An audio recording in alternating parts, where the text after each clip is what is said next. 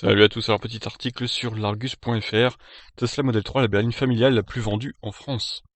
Une américaine qui plus est électrique en tête des ventes sur le marché des berlines familiales, c'est du jamais vu. La Model 3 domine la Peugeot 508, la Mercedes classe C et la BM série 3.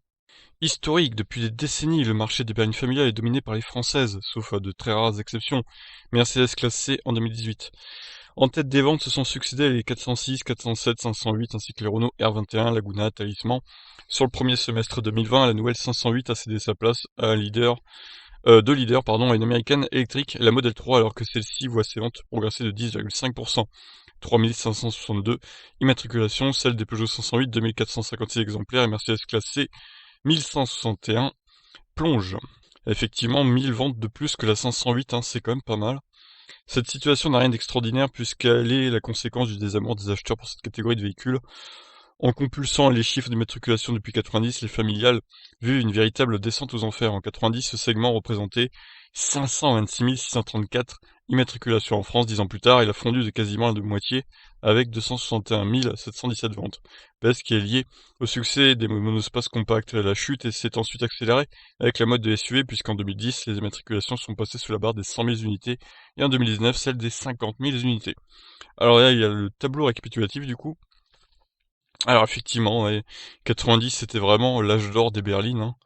Renault 21, 95, bon ça a déjà pas mal baissé, c'est la Laguna 1 donc. En 2000 c'était la 406 avec 261 717 ventes. En 2005 la 407. La C5 de chez Citroën en 2010 avec moins de 100 000 ventes. 2015 63 898 avec la 508 1. Et en 2019 48 017 la 508 2. Et maintenant en 2020 du coup, bon on a fait que 6 mois, attention. Il y a le Covid aussi qui est passé par là, donc ça aide pas à booster les chiffres des berlines, je dirais. Alors ça serait quand même fou que la Model 3 s'impose en 2020 sur les ventes de berlines. Bon, il reste encore du chemin à faire, il reste 6 mois, donc on verra, on fera le point à la fin de l'année, mais ça serait beau que la Model 3 gagne. Même si je pense honnêtement que la 508 va finir par la rattraper, et que les ventes de la Model 3 vont peut-être se tarir. On verra bien, peut-être que je me trompe, mais en tout cas, si la Model 3 continue sur sa lancée et qu'elle gagne 2020, ça serait beau.